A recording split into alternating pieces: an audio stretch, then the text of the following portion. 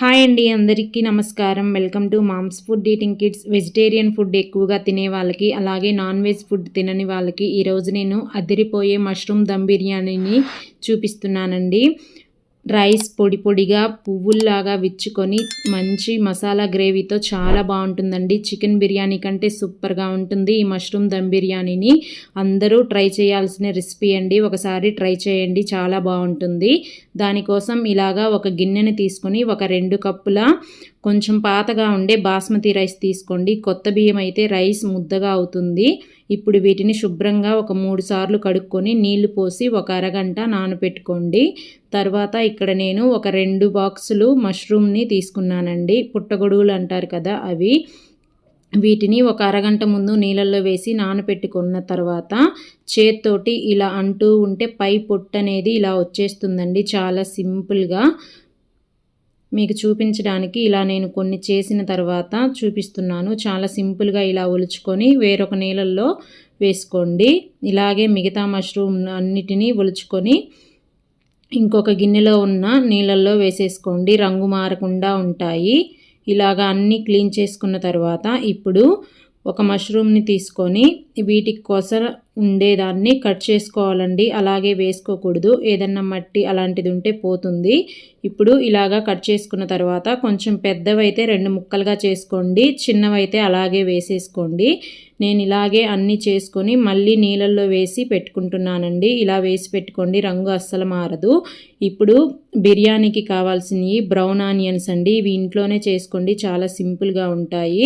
ఒక 3 medium size ఉల్లిపాయలని తీసుకొని ఇలా సన్నగా కట్ చేసుకొని విడివిడిగా ప్రతిదాన్ని ఒలిచి పక్కన పెట్టుకోండి.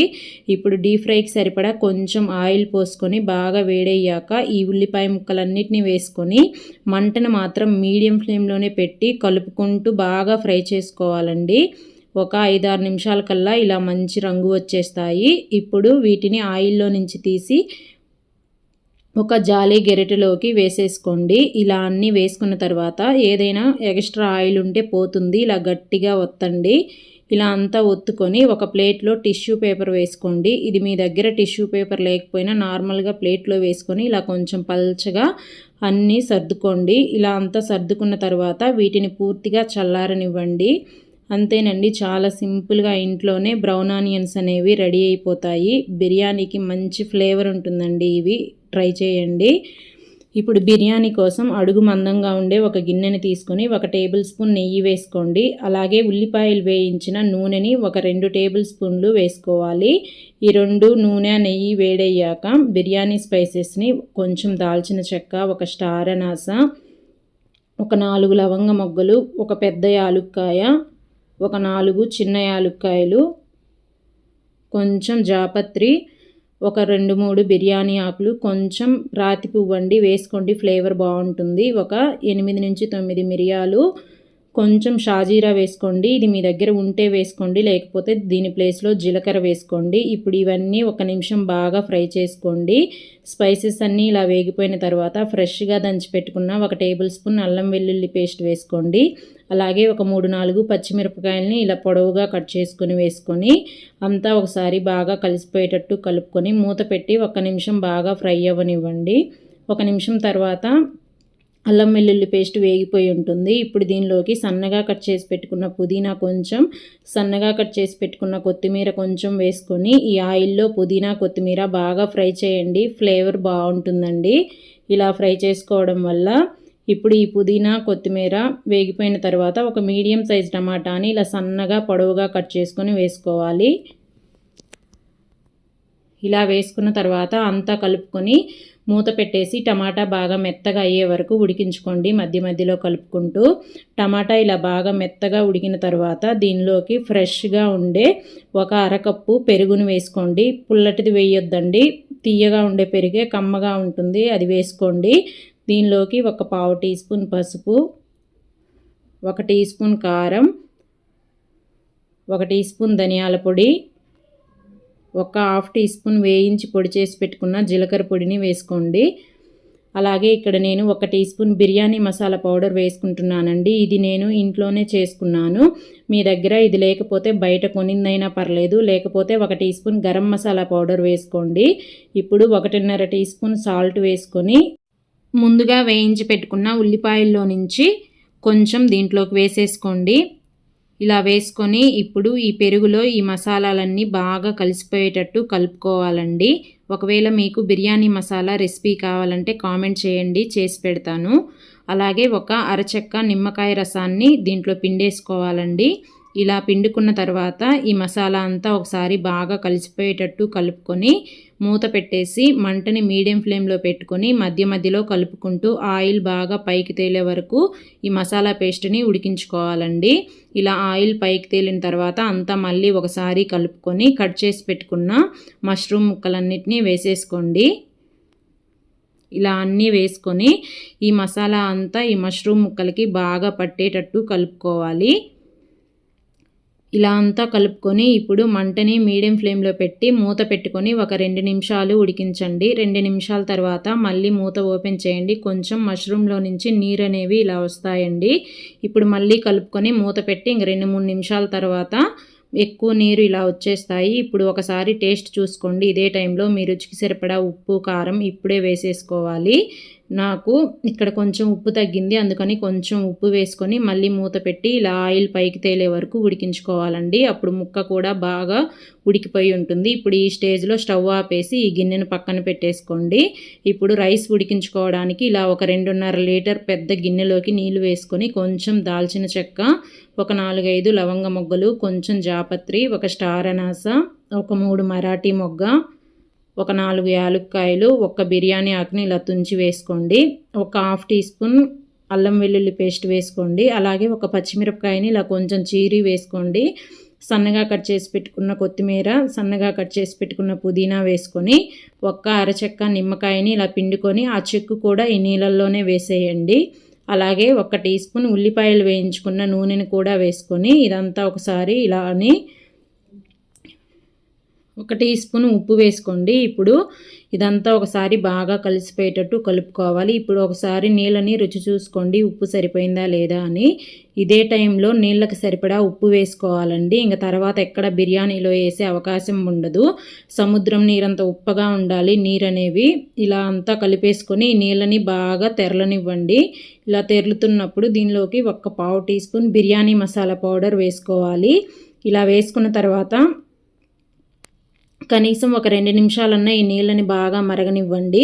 ఇలా మరుగుతున్నప్పుడు నేను మర్చిపోయి రైస్ వేసేసానండి. ఇలా వేయొద్దు మీరు. ఇప్పుడు ఒక స్టెయినర్ తీసుకొని చిల్లుల గెరటితోటి ఈ పైన ఉండే ఈ మసాలా ఆకులు ఇవన్నీ తీసేసుకోండి. రైస్ అనేవి చాలా బాగుంటుంది, ఫ్లేవర్ అంతా దిగిపోయి ఉంటుంది కదా నీళ్ళల్లోకి. తర్వాత రైస్ వేసుకోండి. నేను మర్చిపోయి ముందే వేసేసాను. ఇప్పుడు నిదానంగా ఇలా కలుపుకొని రైస్ని మంటని మాత్రం హై ఫ్లేమ్లోనే పెట్టి ఉడికించుకోవాలండి. సిమ్లో కానీ మీడియం ఫ్లేమ్లో కానీ పెట్టొద్దు, బాగా మెత్తగా అయిపోతుంది రైస్. ఇలాగా ఉడుకుతూ ఉన్నప్పుడు పైన వచ్చే ఈ తేటంతా తీసేసుకోండి. ఇలా తీసుకున్న తర్వాత చిన్నగా ఒకసారి ఇలా కలుపుకుంటూ రైస్ని ఉడికించుకోండి. రైస్ అనేది ఎలా ఉడకాలంటే మనం పట్టుకుంటే ఈజీగా 2 ముక్కలు అవ్వాలండి. ఎక్కువ ఉడికించకూడదు. ఒక 70% అలాగా ఉడికిస్తే సరిపోతుంది. ఇప్పుడు ఇలాగా ఈ చిల్లుల గెరటితోటి నీళ్ళన్నీ ఒడిచిపోయిన తర్వాత ఈ మష్రూమ్ ముక్కల్లోకి వేసేసుకోవాలి.